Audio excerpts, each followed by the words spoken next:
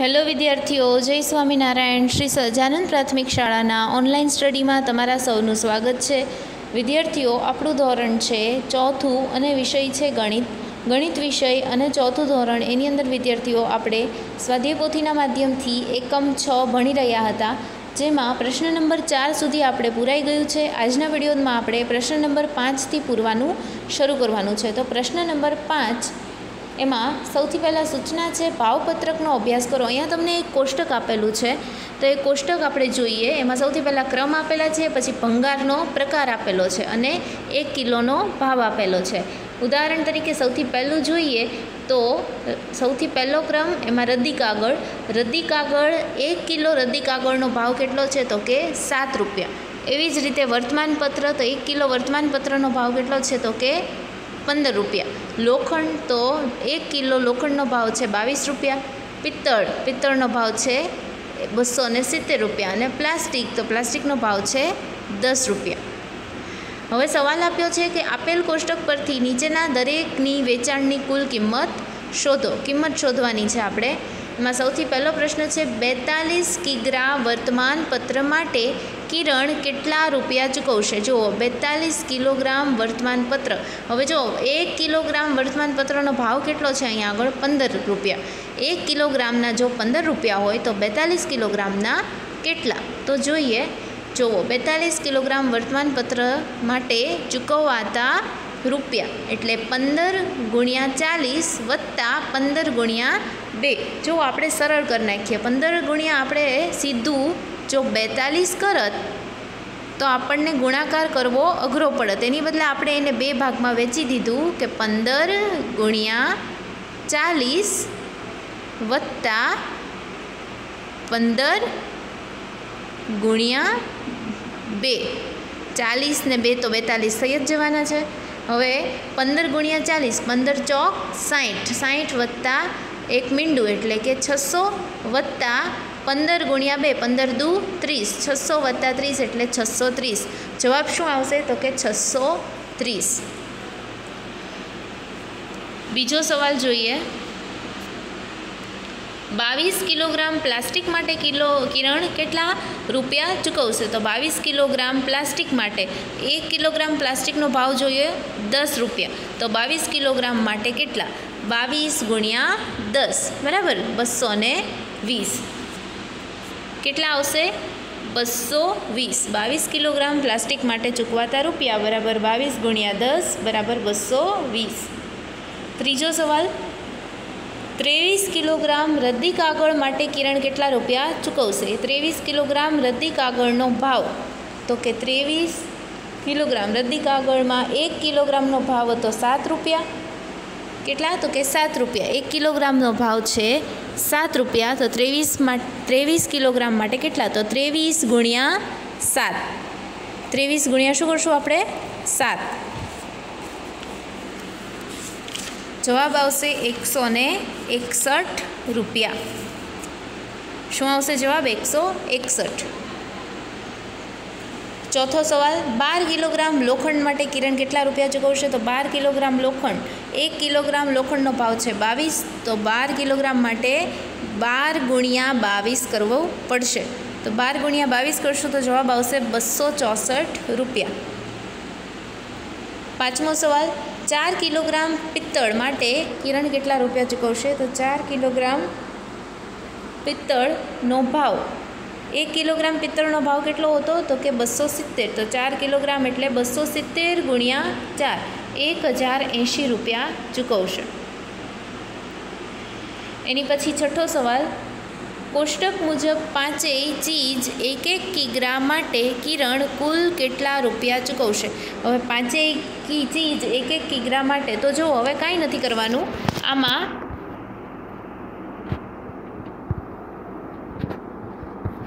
આ જે કોષ્ટક છે આપણને શું પૂછ્યું છે, પાંચેય વસ્તુ 1 કિગ્રા માટે કિરણ કેટલા રૂપિયા ચૂકવશે. તો આ જે પાંચેય વસ્તુ છે એનો કરી નાખવાનો છે સરવાળો. રદ્દી કાગળ વત્તા વર્તમાનપત્ર વત્તા લોખંડ વત્તા પિત્તળ વત્તા પ્લાસ્ટિક બધાના જેટલા રૂપિયા છે 1 કિલોના, એ બધાનો સીધો કરી નાખવાનો છે સરવાળો. જો મેં અહીં પાછળ કરેલો જ છે.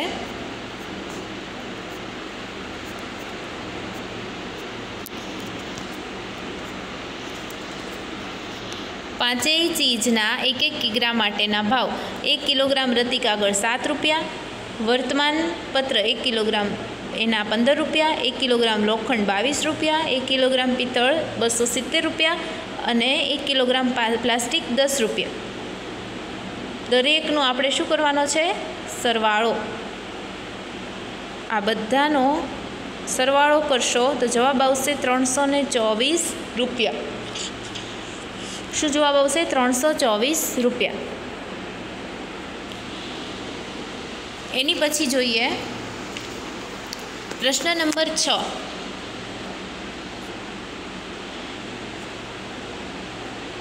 પ્રશ્ન નંબર 6 એની સૂચના છે: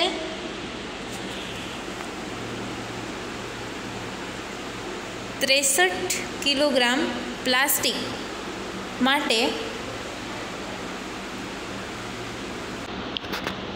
દીનું કેટલી રકમ ચૂકવશે? 63 કિલોગ્રામ પ્લાસ્ટિક માટે દીનું કેટલી રકમ ચૂકવશે? 1 કિલોગ્રામ પ્લાસ્ટિકની કિંમત 11 રૂપિયા છે. કોષ્ટક બનાવી દાખલો ગણો. જો વિદ્યાર્થીઓ, હવે કોષ્ટક ઉપરથી કોષ્ટક બનાવીને દાખલો ગણવાનો છે. તમે સૌ ધ્યાનથી સમજજો કે કઈ રીતે આપણે કોષ્ટક બનાવી અને ગુણાકારના દાખલા ગણી શકીએ છીએ. તો સૌથી પહેલાં જોઈએ, 1 કિલોગ્રામ પ્લાસ્ટિકની કિંમત કેટલી છે? 11 રૂપિયા. 63 કિલોગ્રામ પ્લાસ્ટિકની કિંમત કેટલી? તો 11 ગુણ્યા 63. હવે જુઓ, આમાં જે નાની રકમ છે એને અહીંયા હું ઊભી લખીશ. કઈ રીતે? છૂટી પાડીને. જુઓ કઈ રીતે બે ભાગમાં મેં છૂટી પાડી છે. 11. 11ને હું 10 વત્તા 1 પણ કહી શકું છું. બરાબર? 10 વત્તા 1 પણ કહી શકાય. એટલે 10 અને 1 મેં અહીં ઊભા લખ્યા છે. જુઓ, 10 અને 1. અને એવી જ રીતે 63ને હું બે ભાગમાં વેચું તો કઈ રીતે થશે? 60 વત્તા 3. 60 ને 3 63 થાય. તો 60 અને 3 અહીં મેં આડા લખ્યા છે. બરાબર? 10 ને 1 નીચે લખ્યા છે અને 60 ને 3 અહીંયા આગળ ઉપર આડા લખ્યા છે. હવે શું કરવાનું છે? મારે ગુણાકાર કરવાનો છે. કોનો? તો કે 60 હારે 10નો. સૌથી પહેલાં મેં 60 સાથે 10નો ગુણાકાર કર્યો.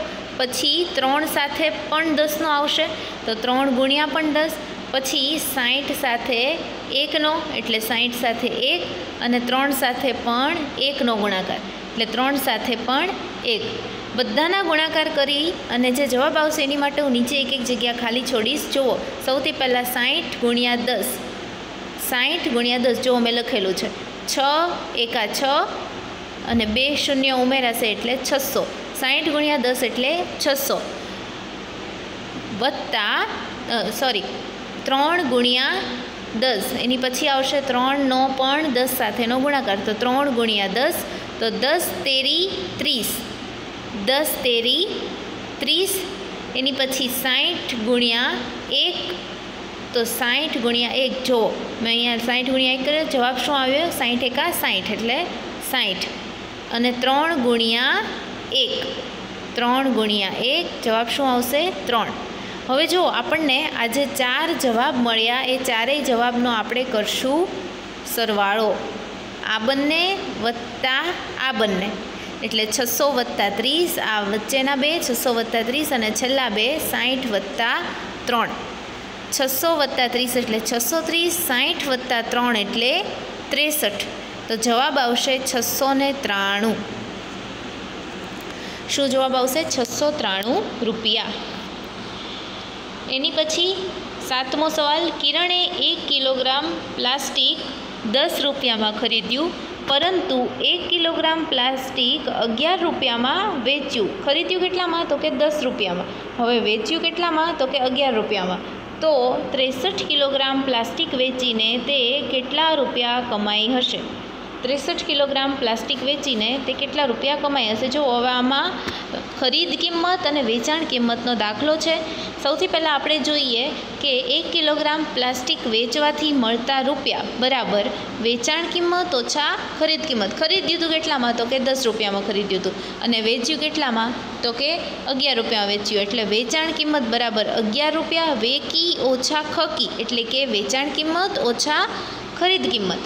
તો વેકી ઓછા ખકી એટલે 11 રૂપિયા ઓછા 10 રૂપિયા, 11 ઓછા 10 એટલે કે 1 રૂપિયો. તો 1 કિલોગ્રામ પ્લાસ્ટિક વેચવાથી મળતા રૂપિયા કેટલા? તો કે 1 રૂપિયો.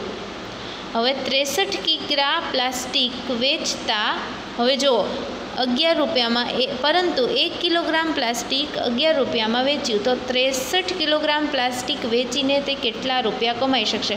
હવે જુઓ 1 કિલોગ્રામ પ્લાસ્ટિક વેચીને જો એ 1 રૂપિયો કમાય છે તો 63 કિલોગ્રામ પ્લાસ્ટિક વેચીને કેટલા રૂપિયા કમાશે? તો કે 63 ગુણ્યા 1, સાદી ત્રિરાશિ કે 1 કિલોગ્રામ વેચવાથી 1 રૂપિયો કમાય છે તો 63 કિલોગ્રામ વેચવાથી કેટલા રૂપિયા કમાશે? તો કે 63 ગુણ્યા 1 જેટલા રૂપિયા કમાશે. એટલે 63 ગુણ્યા 1 એટલે 63, એટલે 63 રૂપિયા કમાશે. એની પછી 8મો પ્રશ્ન. કિરણ 1 કિલોગ્રામ લોખંડ 22 રૂપિયામાં ખરીદે છે અને 24 રૂપિયામાં વેચે છે. જ્યારે તે 32 કિલોગ્રામ લોખંડ વેચે તો તેને કેટલા રૂપિયા મળશે? 1 કિલોગ્રામ લોખંડ 22 રૂપિયામાં ખરીદે છે અને 24 રૂપિયામાં વેચે છે, એટલે એની 1 કિલોગ્રામ લોખંડ વેચવાથી મળતા રૂપિયા બરાબર વેકી ઓછા ખકી. જો ફરીથી મેં અહીંયા કર્યું છે વેકી ઓછા ખકી. વેચે છે કેટલામાં? 32 રૂપિયામાં અને ખરીદે છે કેટલામાં? 22 રૂપિયામાં.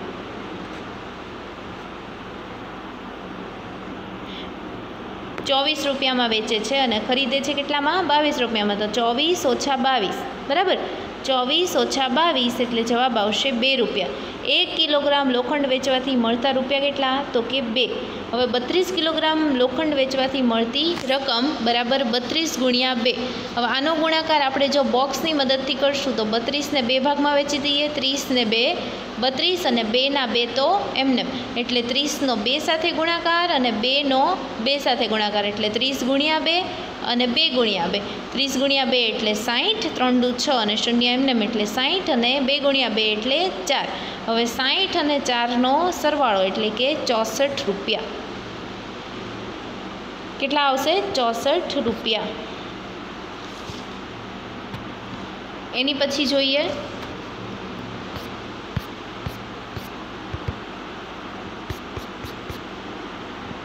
9મું.